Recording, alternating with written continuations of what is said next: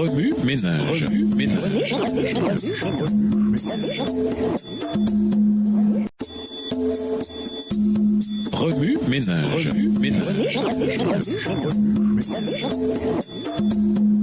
Bienvenue dans votre émission Remue ménage. Voilà la leçon 8. Qui est l'homme de Romains 7?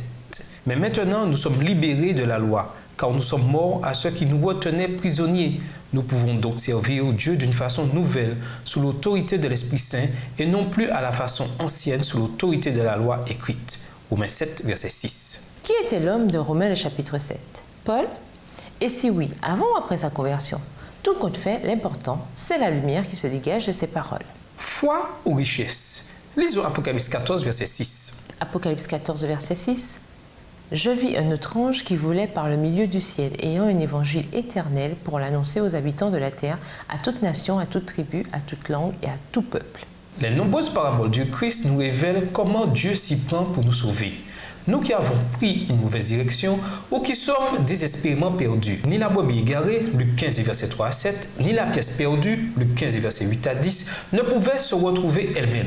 C'est leur propriétaire qui les retrouva. Et le jeune homme riche qui s'en alla tout triste. Il est le type de ceux qui permettent à la célébrité, aux biens et aux richesses de les absorber au point de ne pas pouvoir passer par le trou d'une aiguille à cause de leur bagage. Nous ne voulons pas nous départir de nos biens, ni renoncer à notre aisance pour suivre le Christ par la foi. Par conséquent, nous balayons notre foi du revers de la main et nous suivons nos richesses. La bonne nouvelle, c'est que la justice du Christ nous suffit. Jésus nous sauve, nous justifie et nous sanctifie. C'est grâce à la justice de Dieu que nous vivons. Romains 1, le verset 17. Nous devons accepter par la foi la grâce qui nous est gratuitement offerte. Nous acceptons le salut du Christ et par la foi, nous maintenons les principes du salut qui nous délivrent de l'esclavage du péché qui nous assaille si facilement et qui nous pousse à faire aux autres le contraire de ce que nous savons être bien.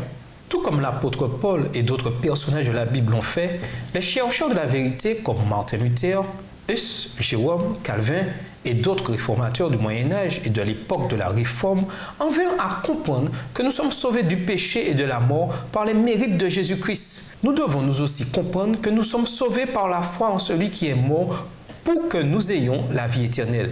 Il est aussi de notre devoir, après avoir compris ce salut, de répandre cet évangile éternel, ce message spécial d'Apocalypse 14, verset 6, à tous ceux de notre sphère d'influence, tandis que nous cherchons à préparer un peuple pour le retour du Christ.